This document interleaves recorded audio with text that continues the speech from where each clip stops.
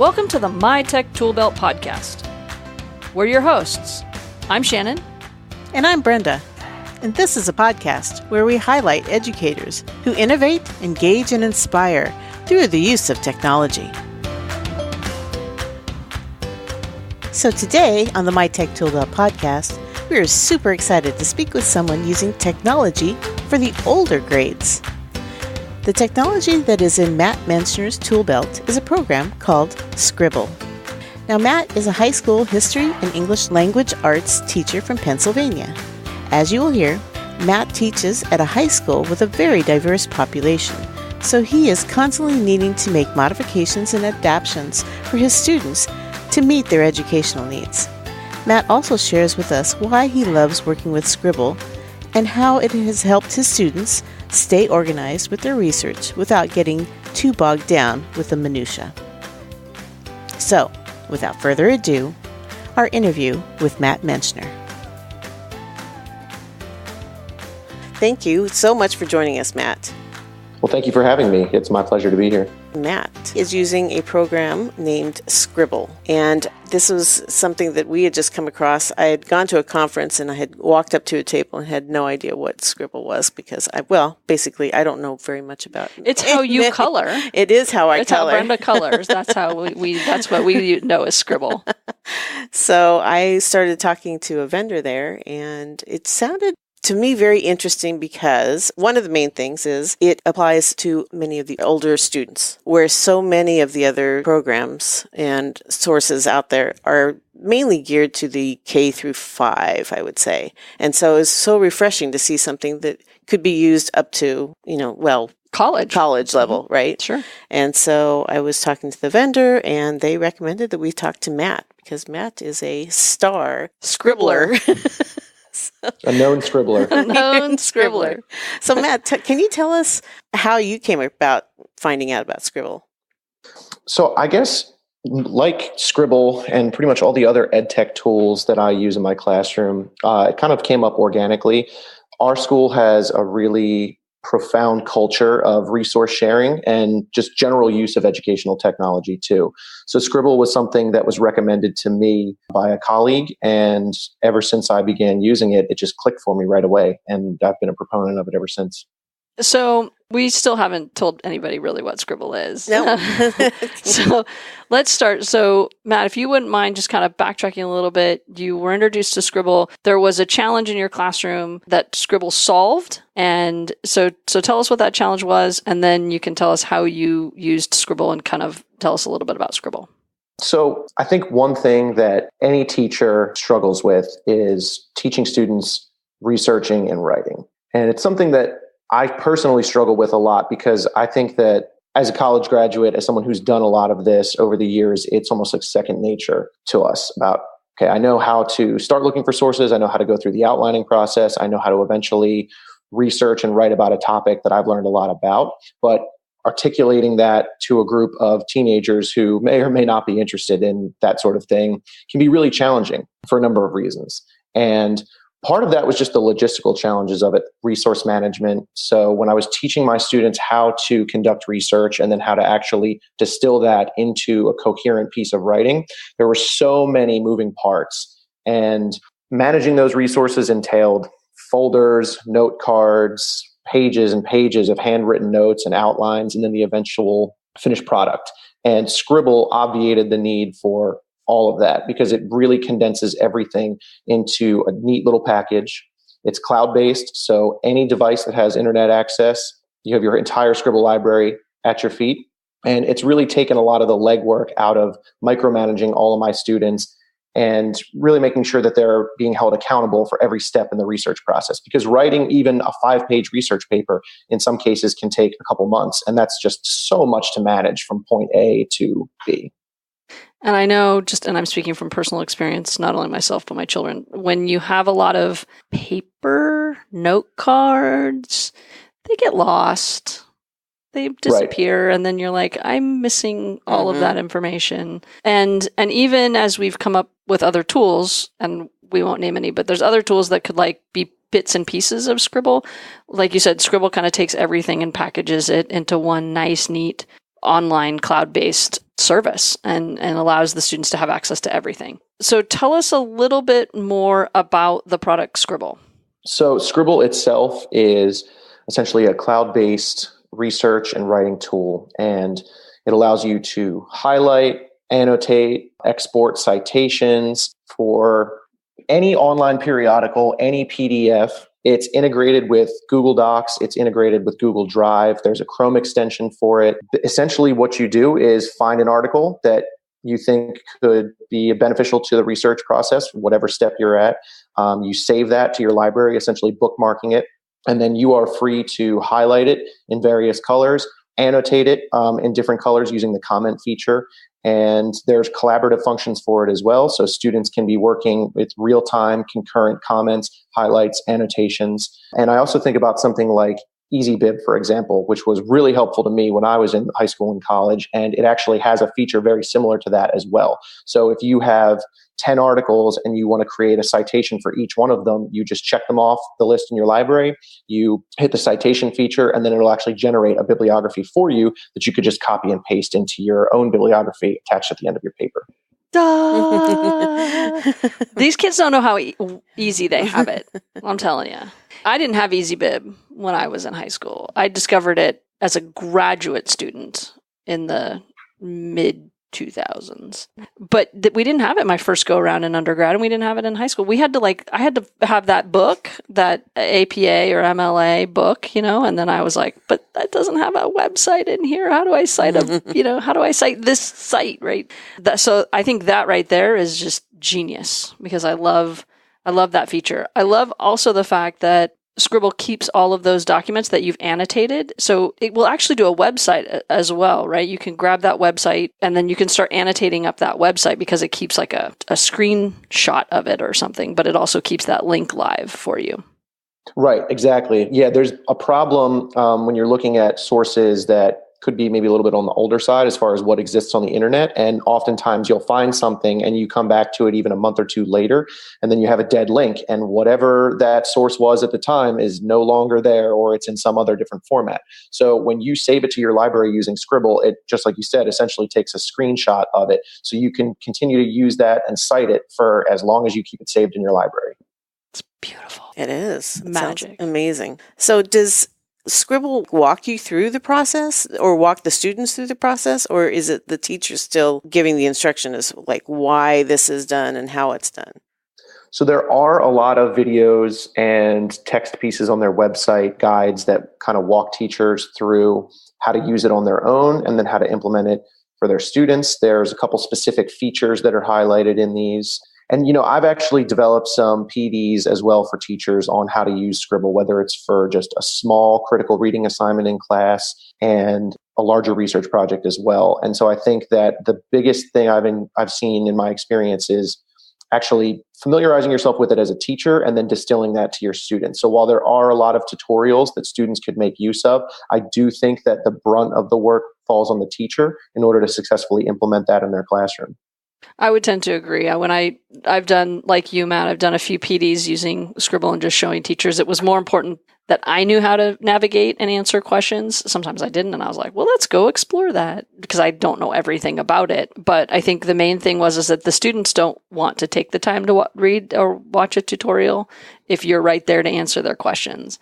I felt like it was pretty intuitive from a user perspective. So from the student's perspective, it didn't require a high learning curve. Have you found that, especially if you have the Chrome extension installed? Right. I think that's part of the beauty of it too, is just the simplicity and the ease of use. It is very intuitive. I think that's a great way to describe it. And a lot of the sort of bite-sized activities that we start with when we're learning how to use Scribble in my class is just familiarizing yourself with the ins and outs. And sometimes that's just giving a student a very short article, maybe only a paragraph or two, and then just giving them the time to kind of play around with it. Highlight the author in this color, put a comment describing this section, do a 10% summary of this paragraph, something like that. So a lot of it is just getting in there and kind of getting in the mud and playing around with it. But I find that usually after a class period or two, students are rocking and rolling, ready to go. And they can break it up into different sections, right? So if they're working in your class on an assignment and another class, they've got another assignment, they can have different, is it a different library? Is that the term? Right. Yes. So students can create libraries of their own. Like if they wanted to have a U.S. history library for my class and then an English 2 library for the corresponding 10th grade English class, they could do that. And you could do that for anything as well. You could do it for a biology class, physics, mathematics class, even if you're doing some sort of reading in there. You can really divide it up however you'd like. And then teachers themselves can create libraries for their students. And they can be broken down by class period, by subject area. They could really do it however they want. So I have a high school student, I have a college student. And so, I was thinking these schools that have Google Apps for the G Suite integration for education, they can create their class. They can drop some pre-existing articles, websites, whatever in there, because it has to be digital content. It has to be content found on the web, or it can be uploaded, right, from their Google Drive or something like that. It has to be digital. There's no like actual hard pieces of paper. Then they link to those. So as an educator, high school educator, let's say, I could create a library and I could be like, here's 5 things that are going to get you started. Go. And then you expect the students to go and find more and add more and build their research from there, right? Right, exactly. There's a number of ways you can do it. In the past, because this is going to be going on my 4th year using Scribble now pretty consistently. And I've kind of tried a bunch of different things. You can give them maybe one article on a topic, 1 or 2 articles, and then say, okay, now you go out and find a third one, or maybe find, 3 to 5, depending on the length of them.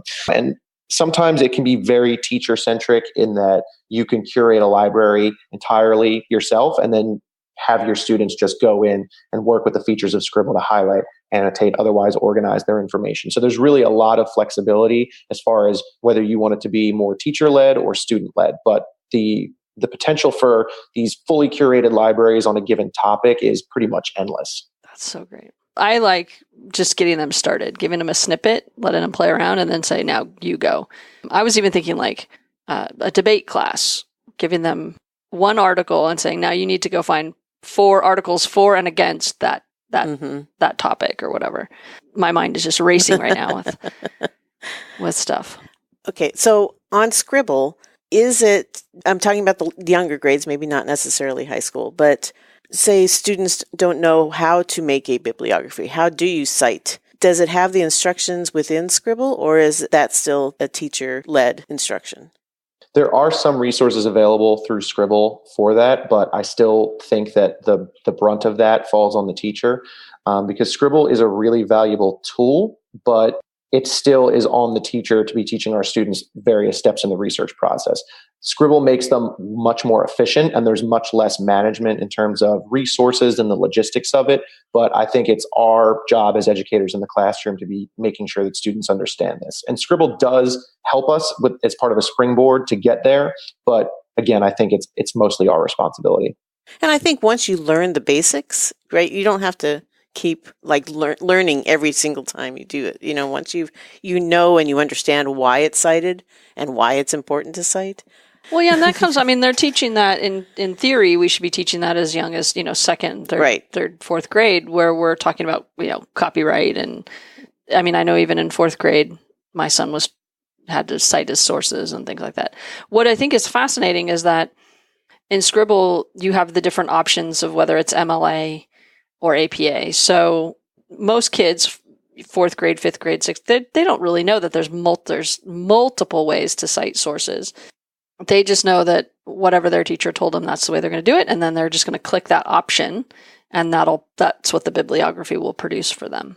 And that's just dreamy. It is really, I know that I keep harping on this, but that is like, I hated doing the bibliography. Hated every minute of it because I never knew. If I would have had a period wrong, there was going to be that one English teacher was going to be like, you put a period or a comma instead of or whatever. A colon instead of a semicolon. Like, who cares? I got the material right. But I know that that's a real thing. Like we need to be respectful of. Well, when you go to write your book or my book and my dissertation. So those are things that I know are serious, but like, if somebody's going to cite me, just make sure you got the title right and my name right. Like that's really all I care about, but I'm a little loosey-goosey, so that's just me. But I do think that is really magical. And I think having everything in one place for them that if they're doing research at school on a school provided device and then they go home and they're doing it on their home device, it's not going to matter. They just log into their account using most likely their Google account, their G Suite credentials, if that's what the school is using. So I want to go back because you mentioned there's like there's a paid version for teachers, and there's a free version for teachers. And what about as students? So I kind of want to get a feel for, because right now there's a lot of we're in big nationwide talks about teacher pay, and no teacher gets paid what they're worth. I can guarantee that. And so I think coming out of teachers' subscriptions coming out of their own pockets is just a real issue. So what do you know about the versions and the teacher free versions and the free paid versions? So the free version has a lot more of the basic features. You get a few colors to highlight with, a few colors to add comments with. And also, just for clarity purposes, comments are essentially interchangeable with annotations. So whenever I say comment, that's an annotation that appears in Scribble almost like a little sticky note, or even on the sidebar. Those can be color coded as well. So the basic version, free, gets you sort of the bare bones catalog of features. And then as you upgrade to EDU Pro, you'll get the whole suite, plus the qualitative metrics, the stuff that teachers can use to ascertain, where a student is on a given assignment, what the breakdown is as far as what types of sources they're using, whether they're news sources, academic sources, or what's considered other, like it could be a blog post or something if that were to be cited, because that's a primary source too. And so it's much like anything that follows a sort of freemium model. Once you pay for it, you unlock the full suite of features. But I think that Scribble's free version gives you, it's not just a trial run. It gives you more than just enough to get your feet wet. You could still use it, I think, with pretty high efficacy. And even though on their website it has the 3 different versions, but the lowest one is the basic, and that they say that one's free. And then the EDU version is free, and it's K-12 only. So when you say the free version, which version are you speaking of? So I guess when I say the free version, I mean the baseline free that anybody K through 12 or otherwise could take advantage of. Okay. And even their high end is really not that much money. The EDU Pro is $28 a year. That's phenomenal. It is phenomenal. I mean, I really think, or it's $3 a month, and that's for an individual teacher license. I would imagine that you could probably negotiate there's probably a lot of teachers at your school, Matt, if you've got 500 students there. So I think, they could negotiate who's paying for these things. Is the school district's paying or the teacher's paying? And so, I know that we say it's only $28, but then there might be another thing that you want that's $100. And I talked to a vendor on Friday, and a teacher license was $1,000. What? I laughed in her face. I mean, on the phone, but I was like, "You got to be kidding me! Like that is the most absurd thing."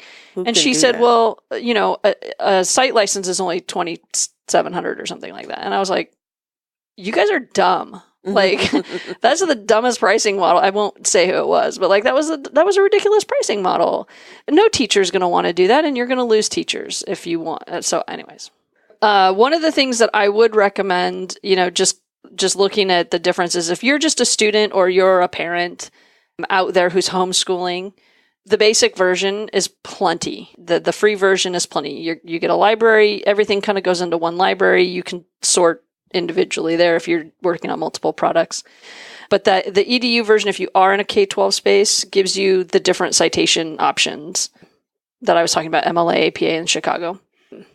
And then again, if you really, really, someone like me who's doing a lot of research online, that $28 a year is a great deal for that. Right. Wouldn't you say, Matt? Yes, absolutely. And I mean, it's useful to anybody. It's useful to K through 12 students. It's useful to college students. When I was talking to my principal and seeing if we could allocate some of the budget funds to actually get the license for Scribble, she herself, who's pursuing a PhD right now, even said, "This is great. I'm going to use this on my own."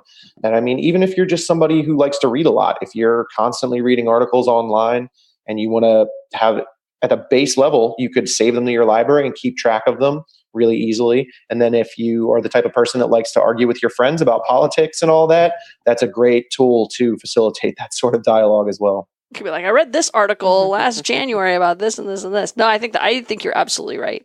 I have a question, Matt. Yeah. Does Scribble do anything as far as plagiarism? Does it address that at all, or does it have any built-in features?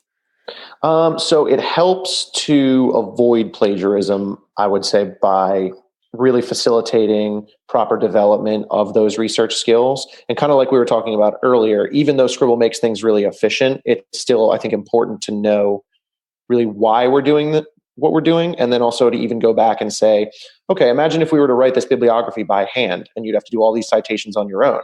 It's still valuable to know that, but then going back and looking at Scribble and saying, hey, look, you could do all this. You could spend 15 minutes handwriting like a 3-page bibliography, or you could click 4 times and export them all, and then you'd have it in 1 page. So again, I think Scribble is the vehicle that gets us there, but it falls on the teacher to really educate students about the dangers of plagiarism and why we have to avoid that at all costs. And you said, Matt, that Scribble integrates with the Google Chrome extension, plays really nicely with the G Suite. Do you know if it integrates with any other platforms, like maybe Turnitin.com or anything like that? That's not something that I've had experience with using on my own, but I know that Scribble is not now. It would be a reasonable assumption that sometime in the future there's more on the horizon. But it does play pretty seamlessly with the GAF suite. So, I mean, they use single sign-on. You can sync, if you use Google Classroom, you can sync all of your students. So that would kind of take some of the burden off of your GAF administrator at your school from having to do that each individually. You can use the research function in Google Docs and pair that with Scribble to find more sources that you can add to your library and use that way. So there's really a ton of possibilities there. And tell us about the feature as far as peer editing. What is involved with that? So you can use Scribble in a Google Doc, and there's actually a couple different ways you could do it. So as far as making sure your research is sound, you could share an article from your library with another student, and they could see your highlights and your comments, your annotations, and then they could go in and peer edit that for you. Also for group assignments or like a group research project, you can have multiple students working on the same article, doing real concurrent highlighting, annotations, and comments all at the same time, kind of keeping each other in check and on track throughout that process. And then if you typed up either an outline or a rough draft in a Google Doc, you could share that with a student and they could use Scribble to provide peer feedback on that as well. That's awesome. I'm a big fan. I've only used the Scribble free version just myself personally, but at $28 I might take the plunge. Take the plunge, dive in. Well, and I mean, again, I'm going to refer back to Easybib because you've already made a note of them, but Easybib is, I believe, more than $28 a year. So I think that at the end of the day, you're getting, if you're in a school setting where you've got all of these really great, you're already using the G Suite products, and your students are doing research, why would you not use this product? Right. So on Scribble, you can also use a bibliography when you're finding a blog even. I mean, can you cite blogs and just articles, things like that as well? Yeah, absolutely. I mean, it depends on the format, but pretty much anything that would be resembling an online periodical from CNN, Fox News, Vox, Slate, anything that's formatted similarly to those websites, in theory, you should be able to save to your library. Interesting. And so, but you're teaching the students how to find a website or a blog that is credible. Thank you. Mm-hmm. I knew you were going there.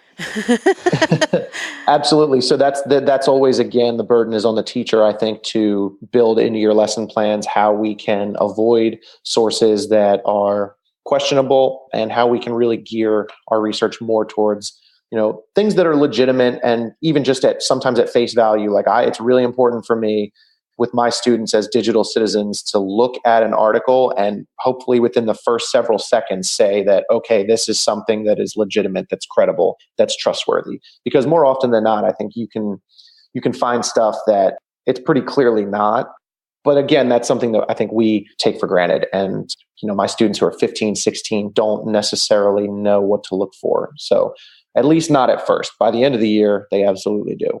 But it's really important. You have the credibility of sources. That's the whole reason something like Scribble exists to begin with. If we didn't have credible sources, if we couldn't vet sources for their legitimacy, then something like this it would be a non sequitur. We wouldn't even be talking about it.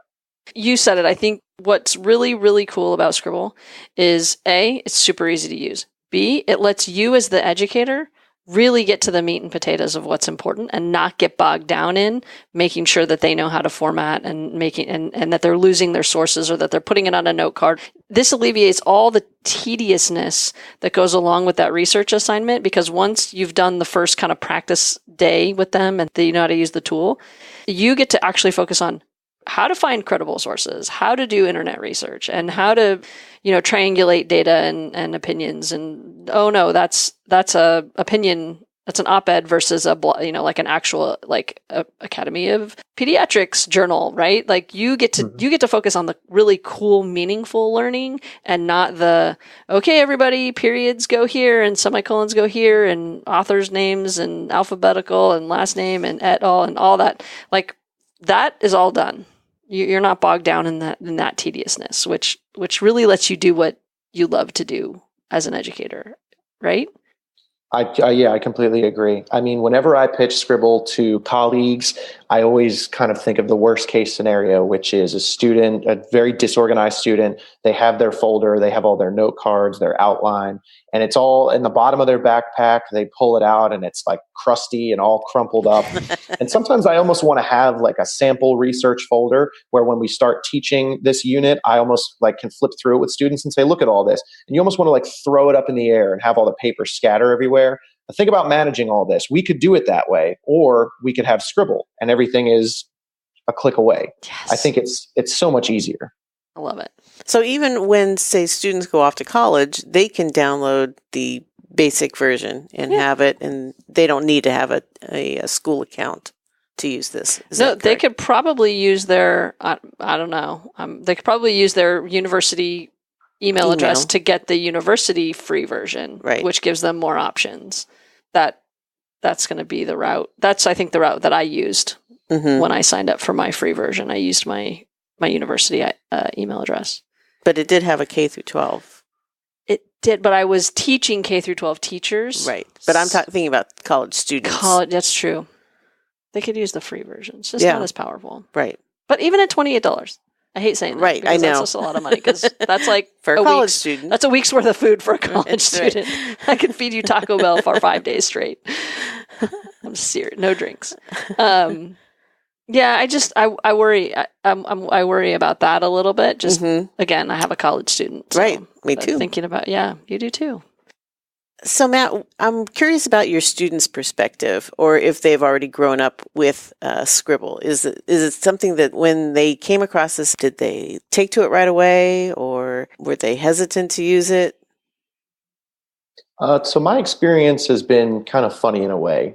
My students are very much surrounded by technology, very much proficient in technology, much like myself. I mean, I feel like I was kind of like the front lines of this generational shift, and then these kids, my students, even more so. But when it comes to educational technology, it's almost like trying to explain to my parents how to work the iPad. Really? They completely, and I think because also it can be intimidating, not because of the technology itself, but I guess just because they almost see them in two different spheres. There's like personal technology with iPhones, iPads, whatever they use their laptops for, and social media and Netflix and all of that stuff. I mean, they can browse a Netflix library more efficiently than I can, and I feel like I've been using it longer. So they need to coach me in some ways. But then when you show them something like Scribble, for example, which is really intuitive, they're just afraid in some ways. There's a lot of trepidation there as far as, just jumping in. And kind of like we said earlier, sometimes you just have to get in and play around with it because it is really intuitive.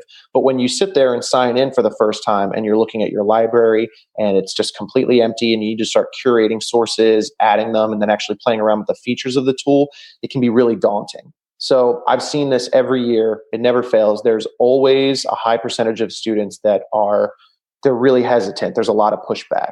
But by the end of the first week of using the tool, they're kind of they're more into it than I really could. Every year, they get more and more into it than I could anticipate. And they really see how efficient it is, how much time and energy it saves them, to the extent where I'm not even necessarily assigning them for homework to go home and find more articles, find more sources, highlight, annotate, include comments, but they're doing that on their own. They're coming in and saying, look what I found. Can we vet this source? Is this something that's good to use? How can we critically assess what they're saying juxtaposed to another source on the same topic? So it's almost an uphill battle at first, but then once we get to the top, it's all downhill from there. It's much easier once they get acclimated. That's so funny because that triggered something in my brain, thinking back to my school days and saying, if I found something else, that means I would have to do all the bibliography. Bibliography. I'm like, oh, forget it. I'm not going to. But now it's so easy. And it's alphabetizing it all ready for you. It's putting it in the right order. Yeah. Can you imagine? I had to do work on a typewriter. So did you. Me too. So it was like, I would have been like, forget it. I don't need another. I got my 5 sources. I'm good. I don't know. I'm not going to retype that whole thing again. No. That is so great. Matt, can you tell us a little bit about your school? You're at a high school in Pennsylvania. Right. Can you tell us a little bit about what kind of technology is at your high school? What kind of access do the students have? Sure. So I work at a neighborhood high school in Kensington, which is a neighborhood in Philadelphia. And we are actually very fortunate in that we have prodigious access to technology at our school. So a few years ago, when I started as a student teacher at the school that I currently work at now, which is not the experience of most people, so I'm very fortunate in that regard. That's cool. But my co-op teacher, my mentor, who I was working with, was part of a team that piloted one of the first one-to-one models in the school district. So one student, one device. So all the humanities classes received class sets of Google Chromebooks. And that year, there was a lot of testing of different tools, one of them being Scribble, but we also used Edpuzzle, Quizlet. There are just so many different tools that we had a lot of success with. And so we've extended that even further now. So now math and science classes are using Chromebooks as well. We've done a bit of grant writing to acquire some more technology. And then even beyond the core classes, our school has a focus on the creative and performing arts and also CTE as well, so career and technical education. And the 2 major CTE courses we offer are graphic design and then film and media. So we have a fully outfitted film and music and otherwise media lab with all the technology that affords. We have desktop Macs. And then in the graphic design lab, we have a whole set of new Macs as well. So there's really a lot that's going on in our school. That's amazing. It's great. How many students do you have, you said? About 500. Wow. Very nice. It's great. That's small for a high school. It is, yeah. But it looks like that's kind of a neighborhood high school. So your demographic population looks like what? So we are all located in sort of like this multiplex. And like I said, ours has a focus on the creative and performing arts. So there's a more sort of, I guess, regular high school, which you would consider just regular academic track. And then there are 2 other specialty high schools as well. But for us, being so small, we have a pretty concentrated makeup at our school. So we're a Title I school. 100% of our students receive free or reduced price lunches, and then a similar percentage of them receive free trans passes so they can get here from wherever in the neighborhood they live. And that includes taking the subway, taking the bus, whatever public transportation they need to get here. About 60% of our students are Latino, so most of them are either from Puerto Rico or the Dominican Republic. A few students from Mexico. 31% of our students are African American, 7% are white, and 2% are Asian. And then our Asian students we have some from Vietnam, some from South Korea. Great. That's a really interesting makeup. It is. I love the fact that there's so much opportunity at your school because it's a nice small school. Your class sizes are probably very personal, and you really get to know your students and just really give them the attention that they need and that they deserve. I'm a big fan. Big fan. And so now are you all 1-to-1 now or just in some classes? So not fully yet. That's actually something that I'm planning on for next year, hopefully getting us closer to being fully 1-to-1. And part of that is just the availability of resources as far as like the technology that we have access to now. There are not enough Chromebooks yet for every teacher to always have a class set. But we'd get pretty creative as far as kind of begging, borrowing, stealing. Like this teacher teaching algebra needs the Chromebooks at this point in the day. And so we'll kind of swap and help each other out as needed. So next year, my goal is to pursue a few grants that could hopefully get us closer to 100% one-to-one in our school. Wow, that's amazing. Mm-hmm. So you had mentioned also that you have several students that are foreign and have transferred to this country. What is the learning curve as far as being the English language arts and what they've learned in their home country versus how you're teaching them? And does Scrible help with that? So I think like any needs that our students have, differentiation is extremely important. Mm-hmm. And differentiating for language, differentiating for different learning styles, special ed accommodations, that's all really important. So sometimes the sources that students have to use Scribble with can be differentiated for them. Sometimes, I mean, Google Translate has been an amazing resource just at a very basic level. In a pinch, it works out really well. But I find that a lot of students who are coming from other countries and they're speaking foreign languages, English isn't their first language. They actually have a lot of insight to offer as well because they bring in their own cultural experiences and their own kind of ideologies as someone coming in from a foreign country. And I think that's really valuable too. So I often try to pair those students up with other students that could benefit from that perspective as well. And we have a lot of bilingual students. I would say primarily our Spanish speakers are the highest population of English language learners at our school, but so many of our students who live in the neighborhood are bilingual themselves, and they actually are a great resource as well. That's amazing. Mm-hmm. I'm just like, my head is right, racing. Yeah, me too. So obviously when they're coming from a different country, they're not learning the Chicago MLA type standards, right? So they have their own standards as far as citing sources and things like that. Mm-hmm. How different are they? Or do you even learn about what they've already learned? I'll be honest, I haven't learned as much. And I suppose part of that is just because we sort of hit the ground running when we get to the research portion of the year's curriculum.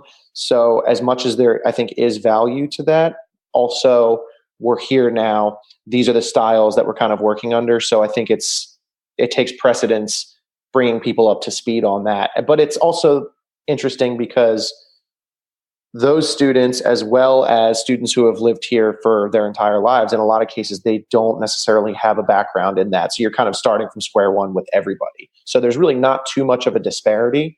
And I think that makes it a little bit easier in some senses because you're not sort of unlearning something to be brought up to speed on MLA or APA or Chicago. You're really just kind of starting from a baseline with everybody. Very interesting. Cool. I know. I think back to when I was learning a foreign language, I actually learned more about English, I think, than while I was learning the foreign language, because I think there are some things in English that I'd never learned until I started learning a foreign language. I can tell you I still don't know how to read and write English appropriately. And I can't even read, Sometimes I feel like just English is such a complicated language. It is. And I have a feeling that, we see it here in Los Angeles too. We have a high immigrant foreign population too in some of the areas that we serve, and it's like English is so dumb sometimes. Like it just is, and I'm so glad I learned that first because so hard to learn. I love those memes that say like using the OUGHs, and it's like it's just so dumb. Anyways, it's a dumb language, but I think that Scribble is a way that can ease a student's research opportunity. It integrates so well with the G Suite. If your school is G Suite, even if your school is not G Suite, you should definitely be looking into using Scribble in that space.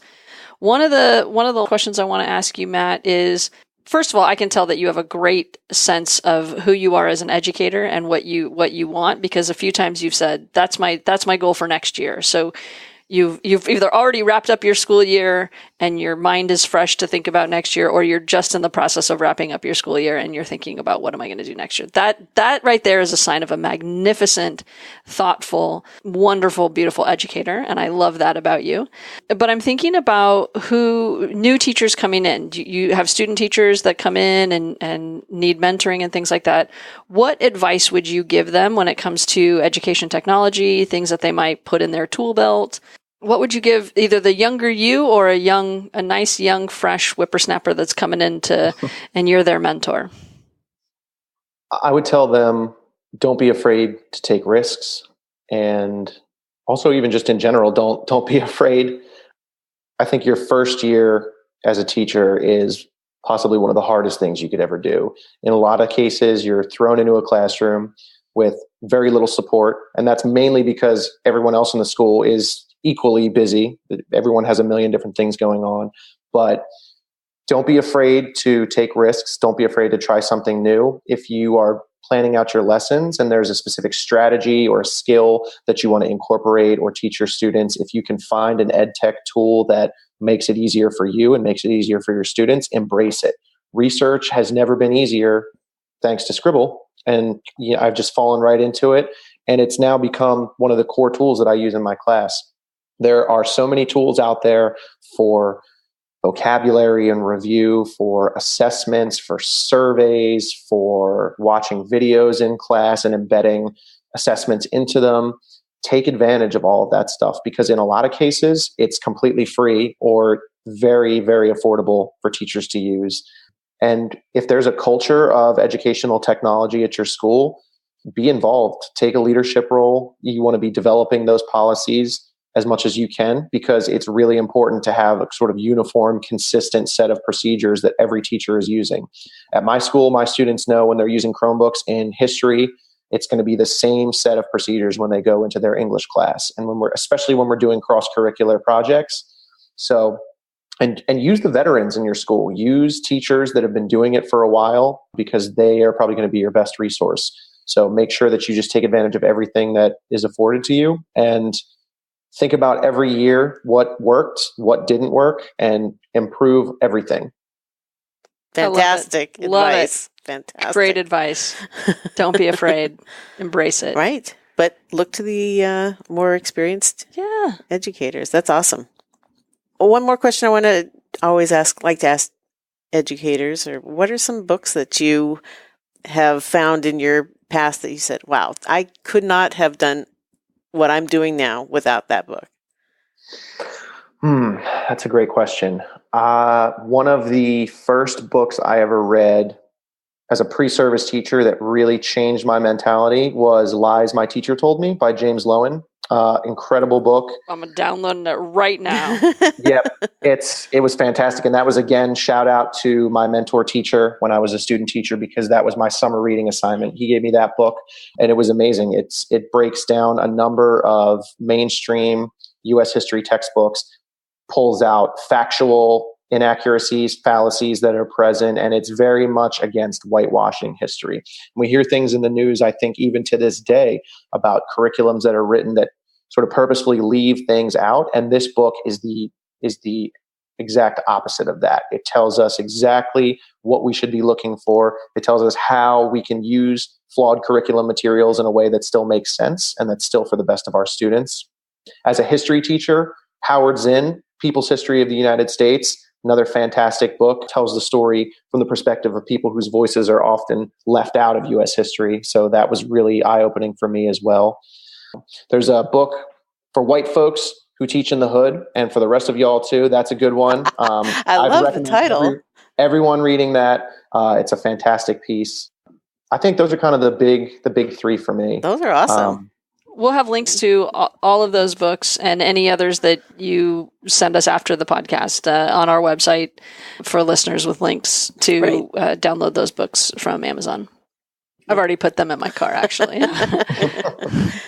I've got like $50 worth of books in my Amazon cart right now. Just waiting. Mm-hmm. And what are your plans for the summer? Are you going to any conferences? Are you speaking? So regrettably not making it to ISTE. I wish I was, but I will be at Yale for 2 weeks in July. I'm part of a teacher research fellowship, so I will be studying under a professor at the law school and writing a curriculum unit based on the research and information we've gleaned from the 2-week seminar. Awesome. So he's not going to ISTE, but he's like just going to Yale. So like, always I can do both. Thank you for your time today. I know that, taking an hour or so out of a weekend is extremely painful sometimes for teachers, especially this time of year. So we appreciate your time and talent and sharing with our audience. Scribble, I think it's underestimated. It's undervalued. We need to talk it up. I don't think enough people know about it. I don't think so either. Our people are going to know about it. Don't be intimidated. There's a lot of features, but just get in there, play around with it, familiarize yourself, and you'll be wishing you did it sooner. Right? Mm-hmm. I know. That's how I felt when I downloaded it. I was like, what? What's the best way that people can get a hold of you? So the best way to get a hold of me is either through email, which is just my name, Matt Menschner @gmail.com, or you could also search for me on LinkedIn, which is just, again, my name, Matt Menschner. Awesome. Excellent. Those links will be in our website and show notes. Thanks, Matt. Well, thank you so much. It's been eye-opening. Yeah, I love it. Thank you. I love it. I'm all in. And keep doing what you're doing. Yeah. Thank you. Will do. Same to you. Love the podcast. Thanks. Looking forward to more. Thank you so much. Thanks. And we're out. Thanks for listening to the MyTech Toolbelt podcast. If you have enjoyed listening, please rate us on Apple Podcasts or send us some feedback on our website, mytechtoolbelt.com. We would love to hear from you. This will help us deliver the content that you want to hear. Thanks.